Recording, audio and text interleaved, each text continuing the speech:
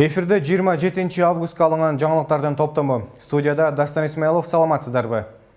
Орусиядағы қырғызстандық жарандар эми кадимки авиакаттамдар менен мекенене келе алышат. Өлкө аймагында соңку суткада 275 адам коронавирустан сакайып чыкты. Президент Сооронбай Жээнбеков COVID-19 иллети менен күрөшкөн дарыгерлерге сыйлык тапшырды. Ушул жана башка жаңылыктар менен алдыда кененирээк тааныштырабыз.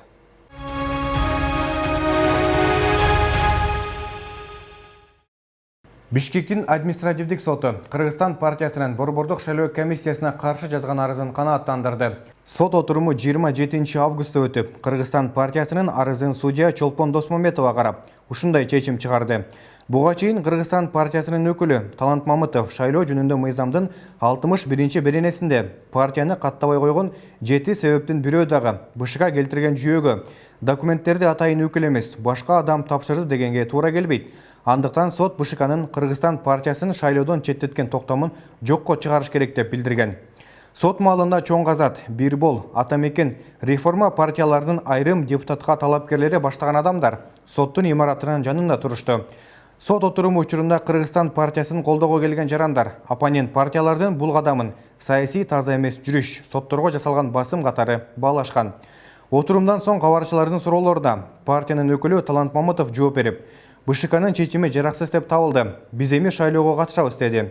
Бишкек шаардык административдик соту тарабынан адилеттүү жана мыйзамга туура келген чечим чыгарды. Биз ачык айтабыз, биздин өлкө, мамлекетибиз укуктук жана адам укугун сыйлаган өлкө жана ошондой эле биздин конституциялык укуктарды коргогон, мыйзамдарды так жана белгилеген биздин ыйгарым укуктарды коргогон, мыйзамдарды сыйлаган өлкө деп биз ачык жана даана деп айтабыз. Ошону менен бирге биздин бардык мүмкүнчүлүктөр, атаандаштыктар жана жогорку кеңешке келүү жолдору шайлоо жолу менен аныкталыш керек. Кыргыз Республикасынын конституциясынын талаптарына ылайык бийликтин негизги булагы бул эл деп көрсөтүлгөн. Эл ошол бийликтин бир бутагы жогорку кеңешти шайлоо жолу менен гана, тандоо жолу менен гана жогорку кеңешке камсыз кылыш керек. Бул мыйзамдын талаптарына ылайык. Ошондуктан биз бүгүнкү күнү аталган чечимге жалпы массалык маалымат каражаттарды, бизди колдоп аткан жарандарды бардыгына ыраазычылык билдиребиз. Бүгүн биздин укуктар толугу менен орундалды жана Кудай буйрса биз шайлоого катышып, Кудай буйрса элибиз үчүн, мамлекеттин келечеги үчүн кызмат кылабыз. Кыргызстан саясий партиясы 4 октябрда болуп турган шайлоодогу фаворит партиялардын катарында. Партия 35тен кем эмес мандат алууну болжолдоп жатат.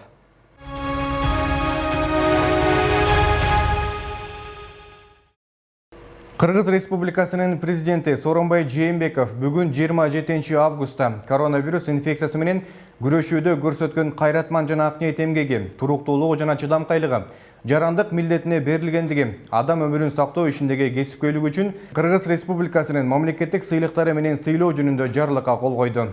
Аталган жарлыкка ылайык 9 кызматкерге даңк медали, 21 дарыгерге Кыргыз Республикасынын эмгек сиңирген врачы деген ардак наамы ыйгарылса, Кыргыз Республикасынын ардак грамотасы менен 60 кызматкер сыйланды.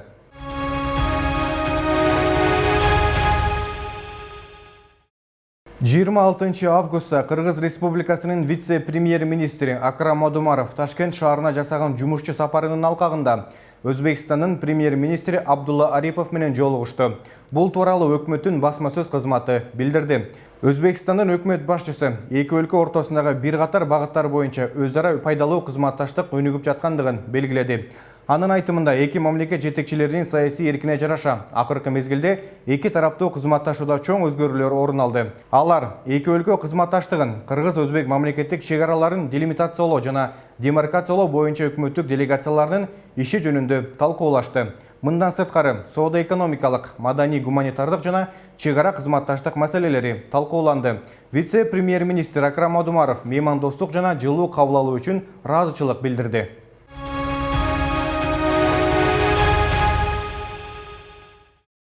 Өлкө боюнча коронавирус менен катталгандардын жалпы саны 43.459 адамды түздү. Ал эми 27 августка карата бир сутка ичинде 101 адамдан коронавирус инфекциясы аныкталды. Бул тууралуу республикалык штаб билдирди. Тагыраак айтканда, алар төмөнкү аймактарда катталган. Бишкек шаарында 32 учур, Ош шаарында 1 учур, Ош облусу боюнча 10 учур, Баткен аймагында 8, Жалал-Абад жергесинде 16 учур, Нарын аймагында 5 учур, Талас облусунда 4 учур, Чүй өрөөнүндө 7 учур, жана Ысык Көл облусу боюнча 18 учур катталды. Ошондой эле акыркы суткада 275 адам илдеттен сакайып чыккан. Ушуну менен өлкө боюнча оорудан айыккандардын жалпы саны 37.492 болду.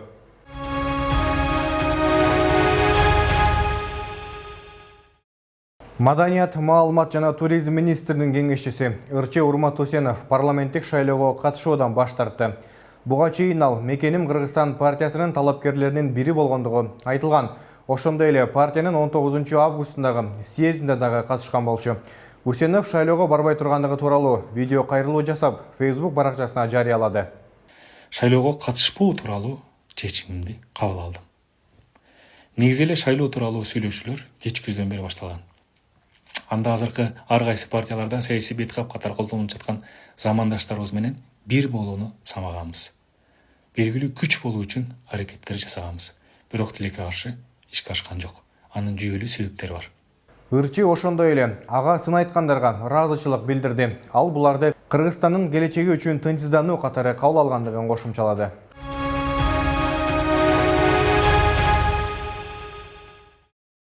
Кыргызстандын Орусиядагы элчилиги жана бир канча шаарлардагы консулдуктар мекендештердин Кыргызстанга кайтып келүүсү үчүн чартердик рейстерге жарандардын тизмесин түзүүнү токтотуу жөнүндө чечим кабыл алды.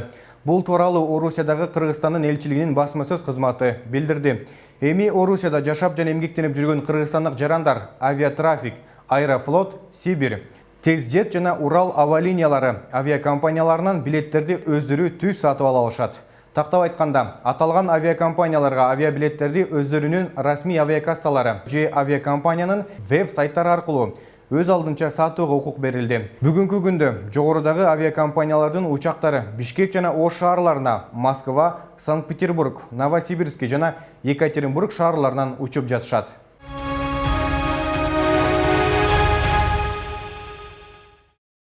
Келе жаткан окуу жылында Кыргызстандын окуучуларына бирдей форма кийүү талабы коюлбайт. Бул тууралуу Билим берүү жана илим министри Каныбек Исаков жергиликтүү маалымат каражаттарында маек берип жатып билдирди. Бул тема катуу талкууланып жатат. Эмне себептен окуучуларды бирдей форма кийүүгө милдеттендирген жокпуз? Себеби айрым мектеп жетекчилери тигүү цехтер менен сүйлөшүп алып, андан пайда көрүшөт. Ар ким өз кызыкчылыгына чуркабаш үчүн окшош форма кийүү талабын алып салдык. Бул үчүн мени сындашты. Бирок мектепте үстү ак, алды кара деген классикалык форма көптөн бери бар. Чечим кабыл алаардан мурда биз ата-энелер менен акылдаштык, деди Исаков. Ал окуучуларга окшош форма кийгизели деген мектеп жетекчилеринин өз кызыкчылыктары бар экендигин белгилеп кеткен.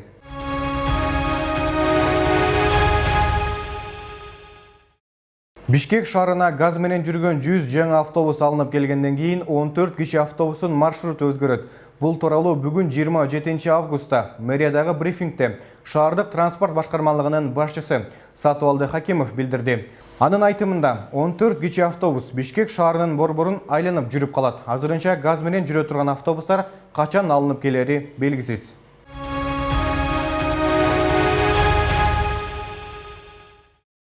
Аксы районунун Гербен шаарында 33 жаштагы аялды сабаган деген шек менен күйөөсү камакка алынды. Бул тууралуу Жалал-Абад ички иштер башкармалыгынан кабарлашты. Милициянын маалыматына ылайык 26 августта саат 7:30 чамасында Аксы райондук аймактык ооруканасынын 103 кызматынан райондук милицияга аялдын токмоктолгону жөнүндө кабар түшкөн. Милициянын тергөө ыкчам тобу ооруканага жана окуя болгон жерге барып, топтолгон материалдардын негизинде иш жоруктар кодексинин 75-беренеси үй бүлөдөгү зомбулук менен кылмыш жана жоруктардын бирдиктүү реестрине катталды. Сотко чейинки өндүрүш жүрүп жатат. Шектүү тергөө абагына киргизилди.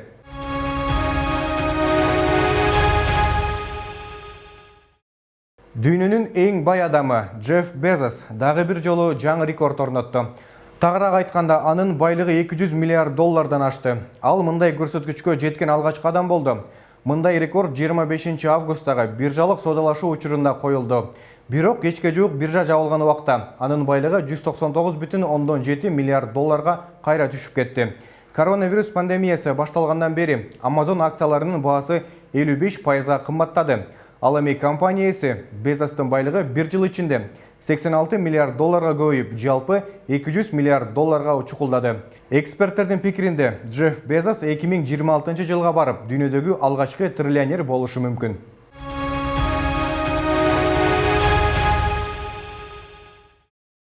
Артезиан компаниясы Борбор шаарыбыздын айрым көчөлөрүнүн кесилишине бала кезде эске салуучу классикалык мак оюнунун графикасын тартты. Бул шаар тургундарын балалыктын жагымдуу көз ирмемдерин эстеп, көңүлдөрүн көтөрүүгө багытталган.